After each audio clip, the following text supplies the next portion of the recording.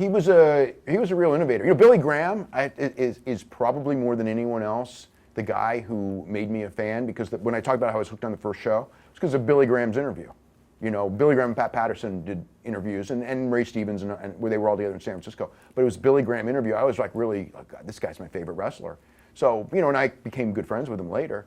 But yeah, as far as like being an innovative character and leading to so many people, Paul Heyman, DDP, Hulk Hogan, Jesse Ventura, I mean, they all became big fans. Billy Graham was a really important figure in the history of the business that a lot of people don't realize now, you know, and a big trendsetter in a lot of ways. So, is he the first guy to call himself superstar?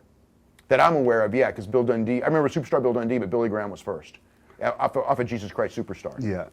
And do you think that it was a bad move to switch the title to Backlund when they did, when Billy was getting really hot and borderline becoming a babyface almost in some cases? Yeah, I mean, I would, you know, I was a lot younger when that happened, but so it's hard for me at that time to have the perspective, because when it was going on, I mean, the reality is that I knew when Billy won the title, I already knew that Bob was getting the title. It was just a question of when, and it was, you know, about 9 months or so later, 9-10 months.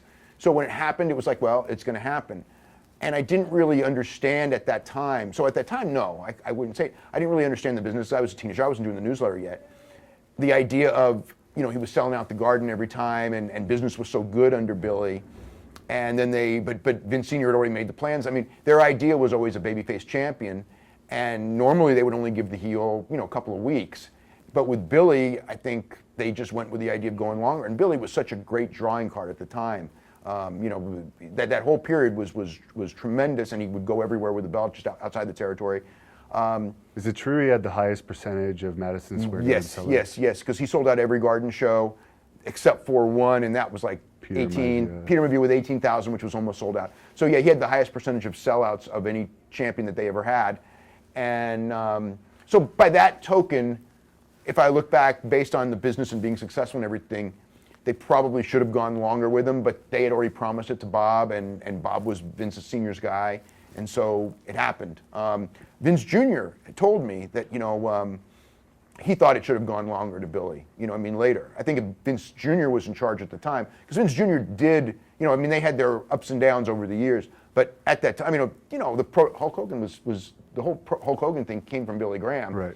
And so, and that's Vince Jr.'s kind of wrestler. So he had told me that, you know, he thought that they should have gone longer with him. So I think you could make that case. I mean, the babyface turn, I mean, he'd gotten over huge as a babyface because he had all that charisma. And it was probably the time to do it, maybe even a couple months later. But yeah, it never happened.